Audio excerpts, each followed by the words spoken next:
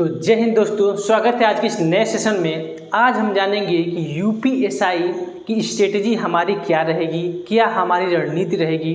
अगर आप इस वीडियो को देखते हैं तो आपको ये बेशक पता चल जाएगा कि क्वेश्चन बनते कहाँ से हैं। तो आइए स्टार्ट करते हैं इस वीडियो को। तो सबसे पहले यूपीएसआई की भर्ती आनी है, यही बची हुई है। ठीक है, यूपीएसआई में 4 सब्जेक्ट से क्वेश्चन बनते हैं। पहला हिंदी, मैथ, रीजनिंग और जीके एंड जीएस। ठीक है, हिंदी में 26 प्रश्न, 11 प्रश्न और 3 प्रश्न, इस तरह हम बांटे हैं क्योंकि अलग अलग विभाजन करने से पता चलता है कि कौन सा हमारा इम्पोर्टेंट सेक्शन है। तो सबसे पहले जो 26 जो क्वेश्चन बनते हैं वो बनते हैं व्याकरण से। किससे? व्याकरण से।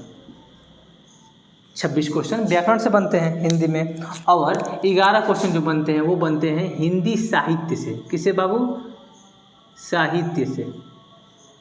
और 3 क्वेश्चन जो बनते हैं अपठित गद्यांश से बनते हैं। अपठित गद्यांश से बनते हैं। अपठित गद्यांश से बनते हैं। अगर इसे और डीप जाया जाए तो देखेंगे कि इस 26 जो क्वेश्चन बनता है ये 26 व्याकरण में से नहीं बनता है। इसमें से लगभग 16 क्वेश्चन जो होते हैं वो ही केवल व्याकरण से बनते हैं। और 10 क्वेश्चन कहाँ गया भाई? तो और जो 10 क्वेश्चन जो बनता है वो बनता है शब्दावली से। शब्दावली में जैसे पर्यायवाची हो गया, विलोम हो गया, अनेकार्थक शब्द हो गया, इन शब्दावली से 10 क्वेश्चन देखने को मिलता है। बस 10 क्वेश्चन बनता है शब्दावली से, 16 क्वेश्चन बनता है व्याकरण से, 11 क्वेश्चन बनता है हिंदी साहित्य से, और 3 जो क्वेश्चन बनता है वो अपठित गद्यांश से बनता है। ये फिक्स सिलेबस है। ठीक है, इतना क्वेश्चन ऐसे बनता ही बनता है। आप प्रीवियस ईयर सॉल्व करते होंगे तो आपको इससे क्वेश्चन देखने को जरूर मिलते होंगे। ठीक है, दूसरा जो होता है मैथ। मैथ में 30 क्वेश्चन जो होता है वही केवल मैथ का होता है। तो 10 क्वेश्चन सर क्या होता है? तो ये जो 10 क्वेश्चन जो बनता है ये क्वेश्चन बनता है रीजनिंग का। किसका बनता है भाई? रीजनिंग का। रीजनिंग का बनता है। 30 क्वेश्चन मैथ के और 10 क्वेश्चन रीजनिंग के। 30 क्वेश्चन में भी अगर अच्छे से देखा जाए इसमें से कम 10 से 15 क्वेश्चन जो होते हैं वो इजी होते हैं। कैसे होते हैं भाई? इजी होते हैं, यानी बेसिक होता है जो सब कोई सॉल्व कर लेता है। लेकिन ये बच गया कितना? 15 में से कम 7 क्वेश्चन जो होता है ना वो थोड़ा अच्छा लेवल का होता है। अच्छा लेवल, ठीक है, अच्छा लेवल कहने के मतलब जैसे सीजीएल लेवल हो गया, उस टाइप के प्रश्न होते हैं।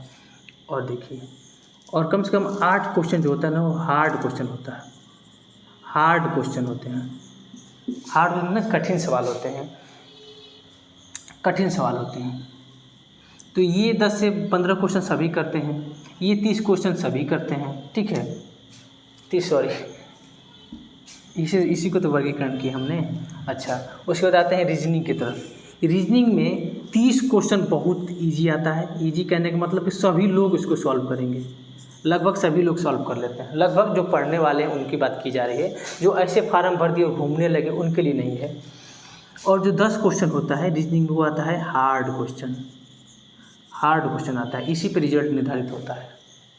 ठीक है, ये हार्ड क्वेश्चन आते हैं 10 रीजनिंग में। ठीक है, सबसे मोस्ट इम्पॉर्टेंट है जीके एंड जीएस। क्योंकि जीके जीएस इसलिए इम्पॉर्टेंट है कि जीके जीएस एक समुंदर की तरह है, और आप समुंदर में से कितना ही पानी निकाल ले वो कभी ख़त्म होने वाला नहीं है। इसी प्रकार जीके जीएस है, इसलिए समुंदर माना जाता है कि करेंट अफेयर पढ़ते हैं तो पढ़ते चले जाएंगे, जीवन बीत जाएगा, आपका करेंट अफेयर ख़त्म होने वाला है नहीं। तो जीके जीएस में सबसे पहले आता है polity. Most and most important है। अगर यूपीएसआई की वर्दी चाहिए तो पॉलिटी आपको पढ़ना चाहिए। तो पॉलिटी में कम से कम 15 से 16 क्वेश्चन पूछे जाते हैं। कितने क्वेश्चन? 15 से 16 क्वेश्चन पूछे जाते हैं पॉलिटी से। इतना इम्पोर्टेंट है ये। मूल विधि से कम 8 क्वेश्चन पूछे जाएंगे भाई। कितने क्वेश्चन भाई? 8 क्वेश्चन पूछे जाएंगे। हिस्ट्री में बात की जाए तो हिस्ट्री में कम से कम 3 से 4 क्वेश्चन पूछे जाते हैं। 3 से 4 क्वेश्चन, वो भी किससे भाई? तो मॉडर्न हिस्ट्री से। किससे भाई? तो मॉडर्न हिस्ट्री से। मॉडर्न हिस्ट्री से प्रश्न बनते हैं हिस्ट्री के, ठीक है। और इकोनॉमिक्स से भी कम से कम 3-4 क्वेश्चन बन देखने को मिलते ही हैं। और ज्योग्राफी में भी वही 3-4 क्वेश्चन। और ज्योग्राफी में किससे भाई, अगर इसकी तो ज्योग्राफी में बनते हैं कृषि से, ठीक है, एग्रीकल्चर से, ठीक है, कृषि से, जलवायु से, ठीक है, प्रश्न देखने को मिलते हैं। अच्छा, अब क्या हो गया सर कि यूपी जीके जैसे यूपी जीके, तो यूपी जीके की कोई खास भूमिका नहीं रहता यूपीएसआई के लिए, 1-2 क्वेश्चन देखने को मिल जाते हैं, 1 या 2 क्वेश्चन जरूर मिलते हैं देखने को, ठीक है। और जीएस का भाई, जनरल साइंस के, तो इसमें से भी 1-2 क्वेश्चन देखने को मिल जाते हैं, 2 चाहे 3 आप कह लीजिए, 3 क्वेश्चन देखने को मिलते हैं। तो अगर यूपीएसआई की जो रणनीति की बात की जाए तो मेन हम फोकस किस पे करेंगे, तो पॉलिटी पे, और दूसरा क्या, मूल विधि पे। यही मेन चैप्टर है, मेन बुक है, जिसे आप पढ़ने से आप जीके जीएस क्वालिफाई करेंगे, ठीक है। रीजनिंग में तो 30 इजी आते हैं, 10 हार्ड आते हैं। मैथ हिंदी में आप समझ ही गए। तो कुल मिला जुला के निष्कर्ष ये निकलता है कि मेन हमको सबसे पहले पढ़ना क्या चाहिए, सबसे पहले प्रायोरिटी किसको देना चाहिए, ठीक है। अब पॉलिटी की बात की जाए तो एक बुक आती है परीक्षा वाणी, ये पीसीएस लेवल तक बुक आती है।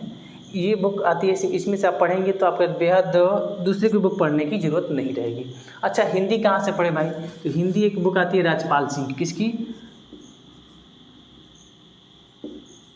राजपाल सिंह की हिंदी की बुक आती है, वो आप पढ़ेंगे तब कोई दूसरा कहीं पढ़ने से कोई आवश्यकता है नहीं, बस ये राजपाल सिंह की हिंदी पढ़ लें तो हिंदी आपका कवर हो जाएगा, ठीक है।